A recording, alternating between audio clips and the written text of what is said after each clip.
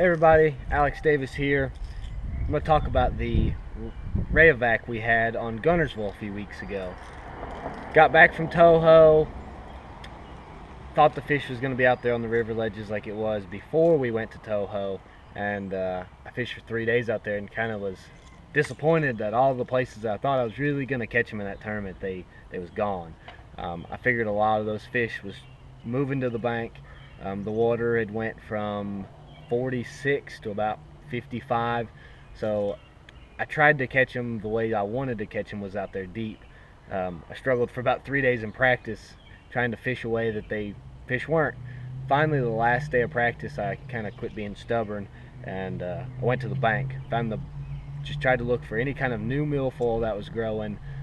Found a few areas on the lake that the actual milfoil was just starting to grow. It was probably about 6 inches. Really bright green. I mean, I knew when I found it that I was kind of excited about it, because that's where they start getting. As soon as they move off those deeper places, they go to the bank and they try to get in the best grass they can. I was throwing a jackal. It's a TN70 in crawfish. It's probably one of the best lipless baits. Has a good sound. Trying to see if you can't hear that. I throw this on a 7.2 medium Zodius rod. Throw it on the Karadu, the PG. It's the slow gear ratio. I feel like I can just kind of work that bait a little bit slower, a little bit more thorough, really pop the bait out a lot. It seems I don't really want to burn that bait. A lot of my bites the whole tournament was when I'd first pop the bait free out of the grass. As soon as it'd come out of the grass, you could feel them slack, get knocked in the line. It's one of my funnest ways to fish. I mean, I love to fish like this. It's something that I've done for about 10 years now. It happens every year, so I look forward to fishing, a lipless bait. To me, the only color I ever throw, right there, just a crawfish, red. There's something about that color in March that these fish on Guntersville and any grass lake, even in Texas, they can't stand it. They love that color. I try to throw it.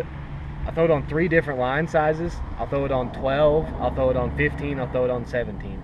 If you want the bait to go a little bit deeper, you put it on 12. If you start fishing up shallower and you're getting that 3 and 4 feet, I usually throw it on 15.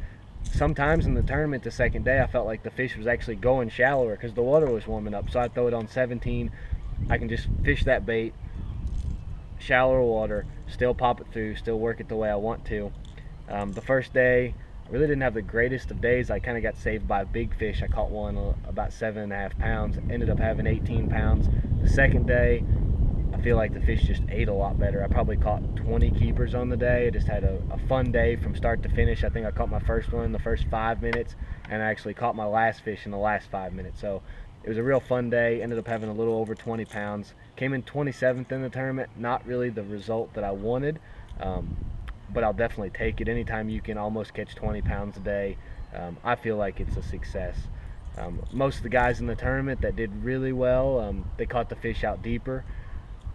I tried to look for that, just never really happened for me, so my hats are off to those guys who did well and found those fish out there deeper. It was a great job. They found the few schools of the big fish that was out there, but hats off to them. I was proud to come away with a good finish. I mean, I think there was 230 some boats in the tournament.